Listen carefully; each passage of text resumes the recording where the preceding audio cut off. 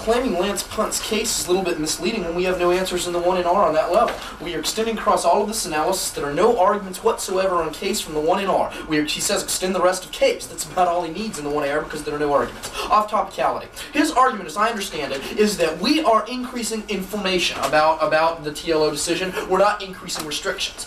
First argument is there's no indication that that is specifically non-topical, right? Lance's first argument off the specific violation is that quantitatively we have the effect of increasing locker searches, which on a quantitative level increases restrictions, right? At that point we become effects, but there's no arguments about why effects is illegitimate. But more importantly, our argument is TLO hasn't been extended to guns, right? That's our argument that we're painting, the argument that we're painting throughout the whole debate, and he's not answering this. What we do then, on a qualitative level, we increase restrictions because we extend TLO on an administrative level. Extend it across. At that point, the Rubel 80 evidence kicks in on the informing level. We get solvency.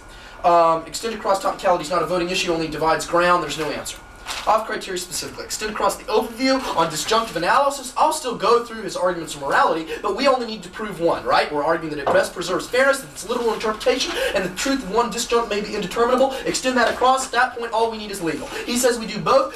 First of all, he's not answering the arguments on the overview. Second, we still win legal. That's enough. And I'll win moral anyway. I'll go through his arguments. Extend across 8.3, or contingent 2.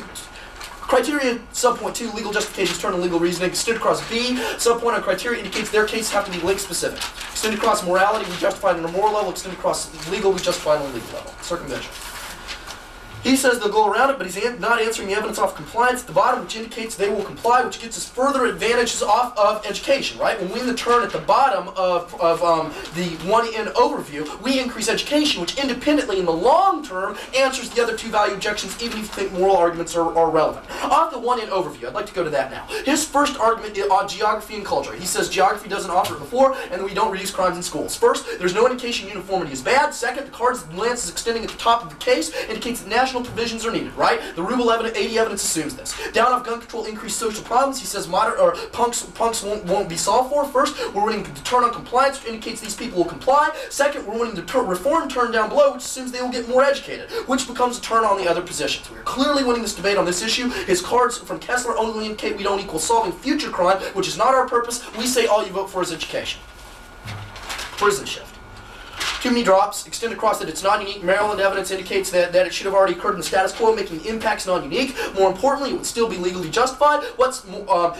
Finally, none of this evidence assumes juvenile halls. Criteria excludes anyway. It doesn't assume our specific education reforms. And furthermore, winning the return on reform at the bottom of the 1N overview, which means we increase reform, and that's only furthered by the compliance flips.